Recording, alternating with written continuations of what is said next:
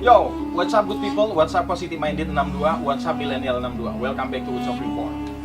Belajarlah dahulu menjadi manusia sebelum kamu belajar agama, agar kelak ketika engkau belajar agama, kamu tetap menjadi manusia, bukan mengambil alih pekerjaan Tuhan menjadi hakim buat orang lain.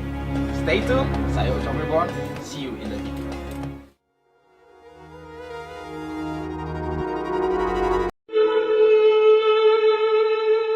Kebetulan saya lahir di Indonesia dari pasangan Muslim, maka saya beragama Islam.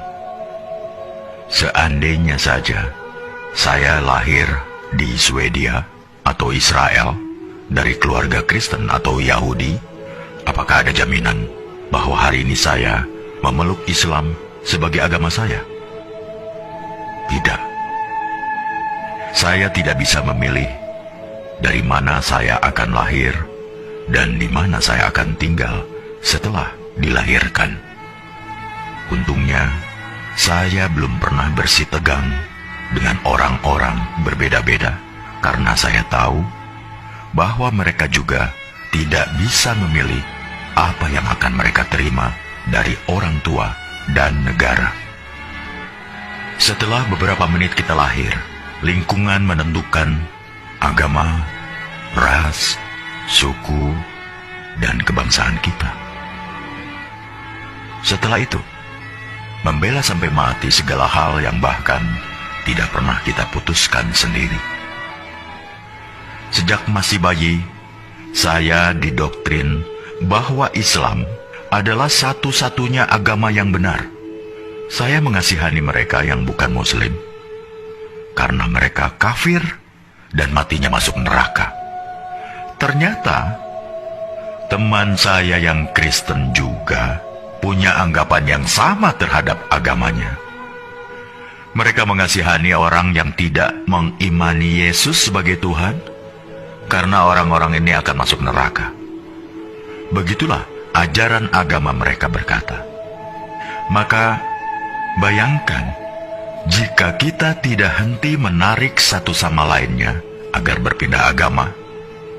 Bayangkan jika masing-masing umat agama tidak henti saling beradu superioritas seperti itu. Padahal tak akan ada titik temu. Jalaluddin Rumi mengatakan, kebenaran adalah selembar cermin di tangan Tuhan, jatuh dan pecah berkeping-keping. Setiap orang memungut kepingan itu, memperhatikannya, lalu berpikir telah memiliki kebenaran secara utuh. Salah satu karakteristik umat beragama memang saling mengklaim kebenaran agamanya. Mereka juga tidak butuh pembuktian, namanya saja iman. Manusia memang berhak menyampaikan ayat-ayat Tuhan, tapi jangan sesekali coba menjadi Tuhan. Tidak usah melabeli orang masuk surga atau neraka, karena kita pun masih menghamba. Latar belakang dari semua perselisihan adalah karena masing-masing mengklaim golonganku adalah yang terbaik, karena Tuhan sendiri yang mengatakannya. Lantas, pertanyaan saya adalah, kalau bukan Tuhan, siapa lagi yang menciptakan para Muslim, Yahudi, Nasrani, Buddha, Hindu, bahkan ateis, dan memelihara mereka semua sampai hari ini? Agama apapun tidak ada yang meragukan bahwa Tuhan itu Maha Kuasa dan Maha segala-galanya.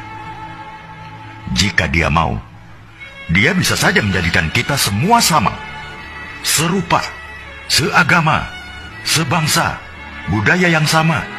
Tapi tidak kan?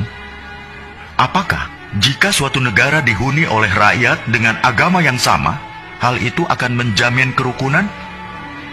Tidak. Nyatanya, beberapa negara masih rusuh, juga padahal agama rakyatnya sama, budaya yang sama. Karena jangan heran, ketika sentimen mayoritas versus minoritas masih berkuasa, maka sisi kemanusiaan kita mendadak hilang entah kemana. Bayangkan juga seandainya masing-masing agama menuntut agar kitab sucinya digunakan sebagai dasar negara, maka tinggal tunggu saja kehancuran Indonesia kita. Karena itulah yang digunakan negara dan mengambil kebijakan dalam bidang politik, hukum, atau kemanusiaan. Bukanlah Al-Quran, Injil, Tripitaka, Weda, atau kitab suci sebuah agama, melainkan Pancasila, Undang-Undang Dasar 45, dan semboyan Bhinneka Tunggal Ika. Dalam perspektif Pancasila, setiap pemeluk agama bebas meyakini dan menjalankan ajaran agamanya, tapi mereka tidak berhak memaksakan sudut pandang dan ajaran agamanya untuk ditempatkan sebagai tolok ukur penilaian terhadap pemeluk agama lain hanya karena merasa paling benar. Misalnya umat agama A tidak berhak mengintervensi kebijakan suatu negara yang terdiri dari bermacam-macam keyakinan. Suatu hari di masa depan, kita akan menceritakan pada anak cucu kita betapa negara ini nyaris tercerai-berai bukan karena bom, senjata, peluru, atau rudal, tapi karena orang-orang yang saling mengunggulkan, bahkan meributkan di media sosial.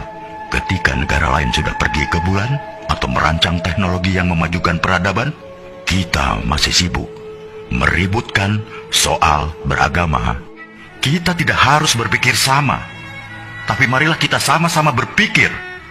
Apakah kita sesama anak bangsa terus-terusan berpikir? Bila renungan tentang hal ini baik, tolong sebarkan ke saudara, teman-teman, grup, atau siapa saja yang masih ingin kedamaian di bumi pertiwi di Indonesia yang kita cintai ini.